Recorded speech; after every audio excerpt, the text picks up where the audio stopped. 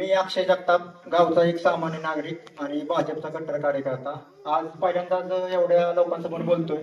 थोडस शब्द चुकतील तर समजून घ्यावेत, कारण की आतापर्यंत आम्ही पडद्याच्या मागचे हिरो होतो. आता पुढे यायची गरज आहे, पण पुढे आलोय आणि थोडंसं बोलायचंय. विकासाच्या मुद्दे सोडून दुसरं काय बोलणार नाही, फक्त विकासाच्या मुद्द्यावरती बोलणार.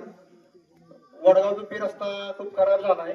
त्याचा पाठपुरावा करत असताना आबी भैयांशी आणि शुभम भैयांशी चर्चा झाली, तर त्यांनी सांगितलं की हा रस्ता बिब्बी टू डवळपाटी असा मुख्यमंत्री सडक योजनेतून होणार आहे, पण त्याला वेळ लागणार आहे.